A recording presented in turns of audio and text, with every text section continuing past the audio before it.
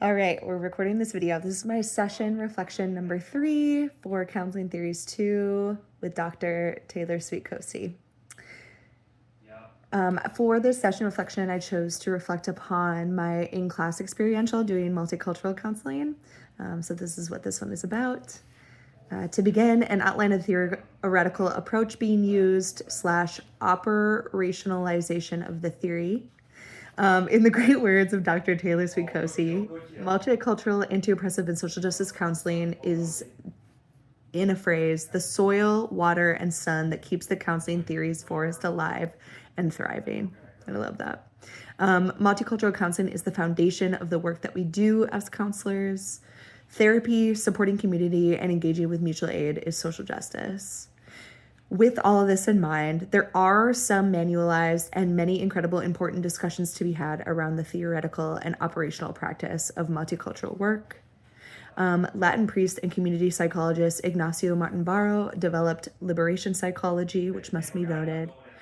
Multicultural counseling itself understands and honors that a client's culture and identity influence how they experience life, and in many cases, the matters that they are seeking support for in therapy. There are systematic structures that interact and affect people differently based on their presentation and their addressing models.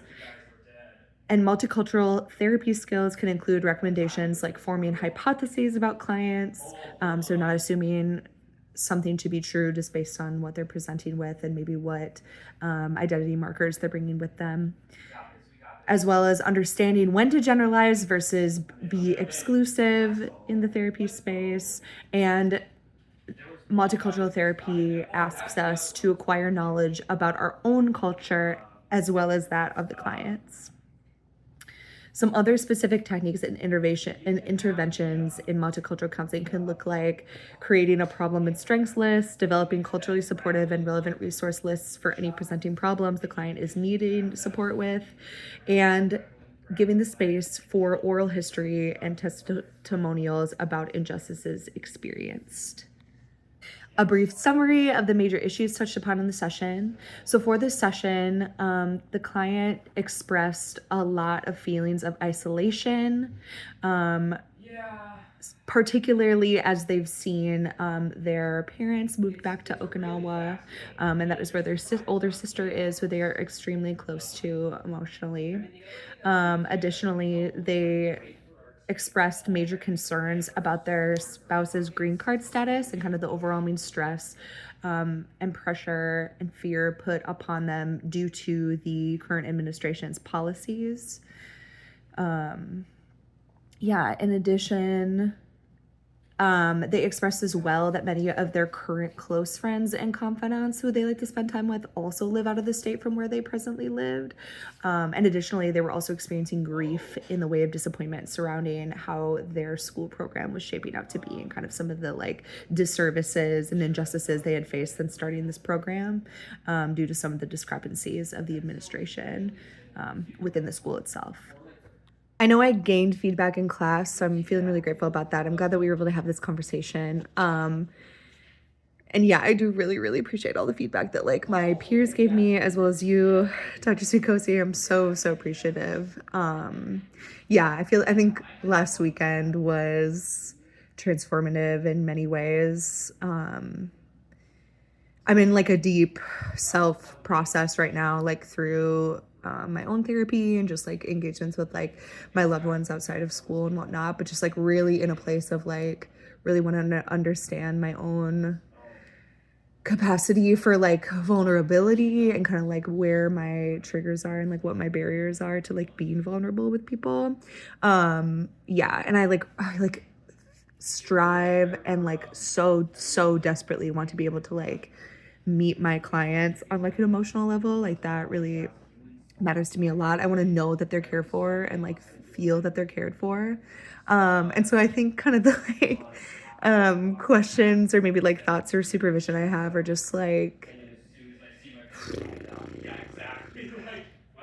if you have any recommendations of like practices that maybe like you engaged with, especially as like a beginning counselor, that helped you like imbue you with confidence. I do really, and maybe not even like imbue you with confidence, but like I think similar to the like embodiment practices before session. If you just like have any words of advice pertaining to just like how you've made it this far.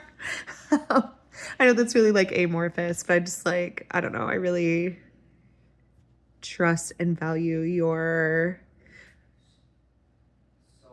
like emotionality in this space, your authenticity in this space. Yeah, I think it's magical.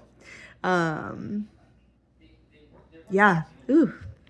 I think too, another question I have is I've started just like thinking about what type of supervision will be really effective for me. Um, yeah, I like really struggle with like concrete ideas. Um, so I'm trying to really just like pick things out when like engagements with other people and like situations like spark something in me. So if you have any thoughts about like questions maybe you asked yourself or you're asked internship sites too about like supervision would be really helpful.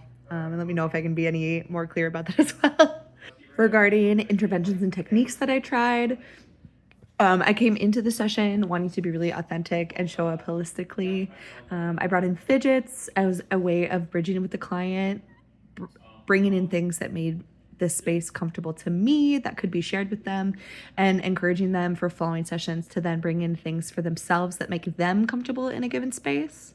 I use attending skills that focused on checking in with the client, commiserating with them while working to understand their specific worldview, particularly as it pertained to just like the roles that they took on in their family and are currently taking on like in their interpersonal relationships and their loving relationships. And similarly, just like the amount of like work and just like various directions they're being pulled in as a result of like late stage capitalism and like existing in America as a person of color, and obviously commiserating with them as far as I could, while also like giving a lot of like sympathy and space for them to express those things, and really trying to like show that I was there for them and would be there and a support for them. Additionally, I showed a lot of curiosity and a want to understand their family of origin, asking some questions about that. And I do definitely want to go deeper with them in like future sessions if like we had more time / given the chance to continue this experiment. And lastly, I engaged with lots of collaborative brainstorming with the client.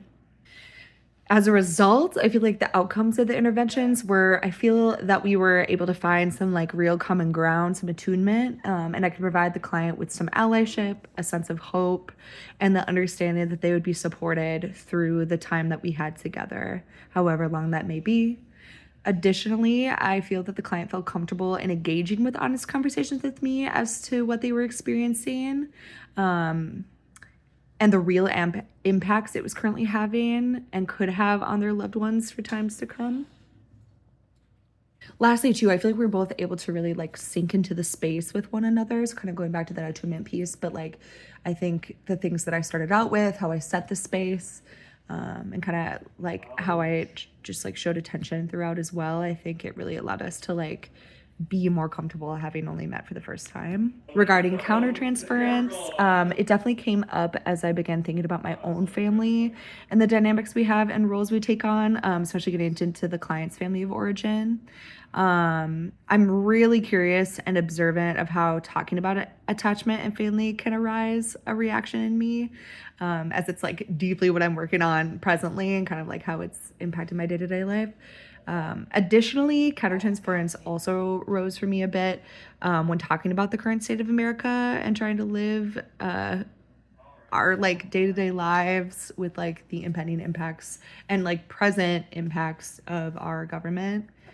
And lastly, I do feel like kind of the shame trigger from Saturday definitely like came up for me like before that session started, and at the beginning of just feeling like some deep immense pressure, but really trying to like work through it and like work through it by the ways of like really really preparing the night before, really preparing the morning of, by just like constantly reading and looking over the theory as like operationalization less it was. For the effects of cultural influence and their impact on the session, knowing that this was the theoretical perspective I was intentionally engaging in, and and knowing that like I engage in this session as a white therapist and my client as a person of color, as a Black and Japanese person, there's definitely an inherent cultural influence in the space. Yeah, and we like really began our session by broaching it a bit through creating of a safe space and kind of like talking a little bit about that family of origin and like having some of the like base knowledge I did before, that the client had shared just about their like family, their family of origin, where they came from, where their family currently lives. So definitely having some discussion about that. With more time, I definitely would have wanted to get into that more. So I'm kind of going to jump into the upon reflection piece, and then I'll go back to the strengths to end on. But yeah, I do really wish I had a little bit more time / given more time to really understanding the dynamics of their family. Both of the space to hear some of the like joyous relationship that they had, especially like in their relationship with their sister, but also just to like deeply and more intimately understand their like family role that they play. Additionally, as like after when we discussed this in class too, and it just like rang so many bells in my head, but like really upon reflection, I wish I would have like paused more and like allowed space for their deep feelings of like grief, loss, and fear to like have space in the therapy space, and to kind of really go down that like physicality path, especially like in trying to integrate Gestalt, knowing that this client really loves mindfulness too, as a practice that they love to engage with. I think it would have been a great supportive avenue to go down. Yeah.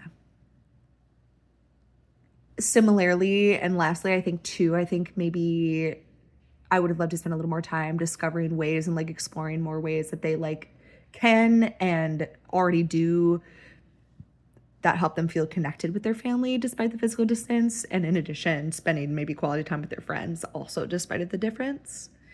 And lastly, my strengths for the session. I think my pacing, tone of voice, and creating a calm, safe space were my strengths in this session.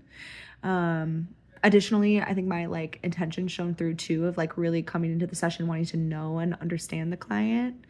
And lastly, I'm really like proud that I was able to pick up on the theme of isolation, and that like my summarizations and like reflection of feelings skills were a bit more like succinct and clear and to the point. I was like feeling really excited about that, just as I do tend to like really struggle with those skills. So yeah, thank you so much.